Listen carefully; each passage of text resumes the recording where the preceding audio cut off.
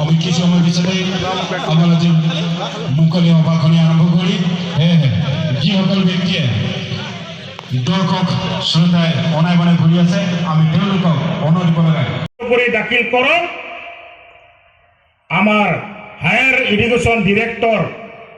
কাহিলীপাৰা দাখিল কৰা হোক সৰকাৰি চাকৰি কৰা নকৰা কোনো কথা নাছিল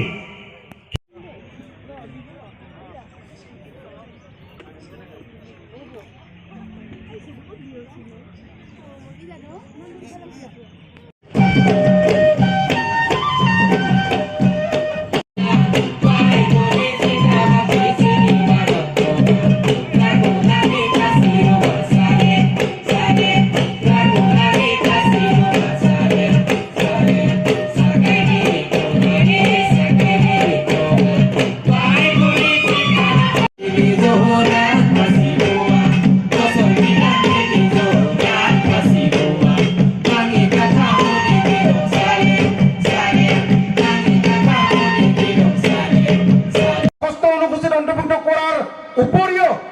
ৰাভা হাজৰ বাহিৰত থকা আমাৰ ৰাভাসকলৰ কাৰণে ৰাভা উন্নয়ন সমিতি আমাক প্ৰদান কৰিব লাগে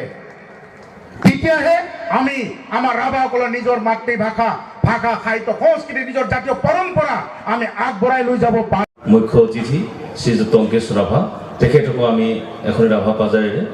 আপোনালোকৰ সন্মুখত পৰিচয় কৰি দিছোঁ আজি প্ৰথম কথা হ'ল নিখিল ৰাভা ছাত্ৰ সন্থাৰ আজি ৪১তম প্ৰতিষ্ঠা দিৱস সেই প্ৰতিষ্ঠা দিৱসৰ উপলক্ষে মই শুভেচ্ছা জ্ঞাপন কৰিছোঁ কৃতজ্ঞতা জ্ঞাপন কৰিছোঁ আৰু নিখিল ৰাভা ছাত্ৰ সন্থা এটা ৰাভা জনগোষ্ঠীৰ এটা সংগ্ৰামী সত্তা দীৰ্ঘদিন ৰাভা জনগোষ্ঠীৰ ভুগি থকা সমস্যাৰ পৰা মাত মাতি আহিছে মাত মাতি যাব আৰু ৰাভা জনগোষ্ঠীটোক তেখেতসকলে সাংস্কৃতিকভাৱে ৰাজনৈতিকভাৱে প্ৰতিষ্ঠা কৰাৰ ক্ষেত্ৰত সাংবিধানিক জ্ঞানযুক্ত এক জাতিলৈকে ৰূপান্তৰ কৰাৰ ক্ষেত্ৰত এক পৰিৱৰ্তিত কণ্ঠ হৈছে ৰৈছে আৰু মই আশা প্ৰকাশ কৰোঁ আজিৰ এই প্ৰতিষ্ঠা দিৱসৰ সংক্ৰান্তত নিখিল ৰাভা ছাত্ৰ সন্থা এটা পৰিবাৰিক কণ্ঠ হৈয়ে থাকক জাতিৰ কাৰণে মাত মাতক ৰাইজৰ কাৰণে মাত মাতক অসমৰ কাৰণে মাত মাতক অসমৰ সভ্যতা সংস্কৃতিৰ কাৰণে মাত মাতক মই ভাবোঁ তেনেধৰণৰ এক প্ৰতিবাদী কণ্ঠ হৈ নিখিল ৰাভা ছাত্ৰ সন্থা থাকক আৰু অনাগত দিনসমূহত নিখিল ৰাভা ছাত্ৰ সন্থা বিভিন্ন ছাত্ৰ সংগঠনৰ সৈতে লগ লাগি অসমৰ যিমানবোৰ অমীমাংসিত সমস্যা থাকে সেই সমস্যাবিলাক এটা কমন প্লেটফৰ্মত গৈ সমাধান কৰাৰ এক বলিষ্ঠ পদক্ষেপ গ্ৰহণ কৰক সেইটো মোৰ শুভেচ্ছা থাকিল সাংবিধানিক অধিকাৰ দিয়া চাওক সাংবিধানিক এটা দীৰ্ঘদিন দাবী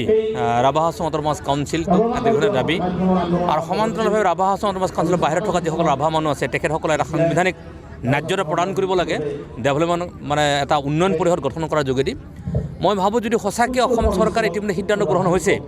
কেবিনেট গঠন হৈছে কেবিনেট চাপত সিদ্ধান্ত হৈছে অসম চৰকাৰে সিদ্ধান্ত গ্ৰহণ হৈছে আৰু ৰিপৰ্ট ইতিমধ্যে ক্লিয়াৰ হৈ আছে গতিকে চৰকাৰে ইচ্ছা কৰিলে আজি কেন্দ্ৰীয় চৰকাৰে ৰিপৰ্ট তৈয়াৰ কৰিব পাৰে আৰু যোৱা এমাহৰ আগত যেতিয়া আমি নিখিল ৰাভা ছাত্ৰ সন্থা আমি এটা প্ৰতিনিধিয়ে মুখ্যমন্ত্ৰী গৃহমন্ত্ৰীৰ লগত যেতিয়া এনেকৈ আলোচনা মিলিত হৈছিলোঁ তেখেতে কৈছে যে পশ্চিম প্ৰান্তৰ যি বিদেশী আগ্ৰাসনৰ যি ব্যৱস্থা সেই অৱস্থাটোক বাধা দিবৰ কাৰণে অতি শীঘ্ৰে ৰাভা হাজং অট'নমাছ কাউন্সিলখনক সাংবিধানিক মৰ্যাদা দিব আমি চৰকাৰে কথাবিলাক যেনেধৰণে কৈ আছে দেশৰ মুৰব্বী শাসন কৰে যেনেকৈ কৈ আছে তেখেতসকলে আখৰে আখৰে পালন কৰক আৰু অঞ্চলটোক বচাওক এতিয়ালৈকেতো আমি বিজেপিৰ লগত যৌথ সংগ্ৰাম সমিতি মিত্ৰতাত আমি আছোঁ গতিকে যাৰ মিত্ৰতাত আমি আছোঁ গতিকে আমাৰ মাজত আলোচনা হ'ব আমি সম্ভৱতঃ এই মাহৰ ২০ তাৰিখে আমাৰ এনাউন্সমেণ্টটো যাব সম্ভৱতঃ মই কোৱা নাই কাৰণ মিটিংখন তাৰ আগত আছে ১৮ তাৰিখে আমাৰ মিটিং হ'ব গতিকে আজিৰ তাৰিখত যদি চাবলগীয়া হয় তেতিয়াহ'লে বিজেপিৰ লগত মিত্ৰত থকাটো আজিৰ তাৰিখত খাটাং হৈ আছে কিন্তু বিভিন্ন ইছ্যু অমীমাংসিত সমস্যাবিলাকো আছে আলোচনা কৰি আমি ২০ তাৰিখে আমি এনাউন্সমেণ্টটো দিম সন্তুষ্ট আপোনালোকে মিত্ৰতাত থাকি সন্তুষ্ট কথাই নাহে কেতিয়াবা ককাই ভায়েকৰ মাজত কাটিটো থাকে গতিকে এতিয়া এনেধৰণৰ হৈছে সন্তুষ্ট আমি নহয় কিন্তু এখন ঘৰত ককাই ভায়েকে কাজিয়া থাকিলেও ভায়েকে ককাইক মৰম কৰিবলগীয়া হয় ককায়েকে ভায়েকক মৰম কৰিবলগীয়া হয় সন্তুষ্ট নহয় কিন্তু আমি আশাবাদী একদম স্পষ্ট এইটোত এই নীতিটো সমান্তৰালভাৱে আছে আৰু ইতিমধ্যে গভৰ্ণমেণ্টে আপুনি বোধহয় গম পাব খবৰ ল'লে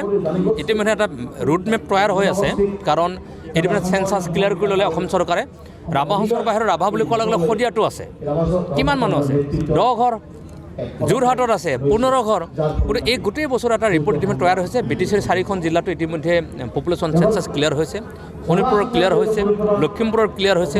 গোলাঘাটৰ ক্লিয়াৰ হৈছে আৰু 2খনমান জিলা খুব সম্ভৱতঃ বাকী আছে চৰকাৰীভাৱে। বেচৰকাৰীভাৱে ইতিমধ্যে দিয়া হৈছে, সংগঠনবিলাকে দিছে আৰু খুব সম্ভৱতঃ সেইটো হ'লে অসম চৰকাৰ এটা কেবিনেট ডিচিশ্যন হ'ব লাগে। মই ভাবোঁ খুব কম দিনৰ ভিতৰত ৰাভা হাজোৰ বাহিৰত থকা ৰাভা মানুহখিনিৰ কাৰণে এটা ৰাজনৈতিক সুবিধা উন্নয়ন পৰিষদ গঠন হ'ব। বিধানসভাতো ককায়েকে ভায়েকে সহায় কৰিবই, তাৰ বিনিময়ত ককায়েকে ভায়েকক প্ৰচুৰ পৰিমাণে মৰম আৰু স্নেহ কৰিব লাগিব।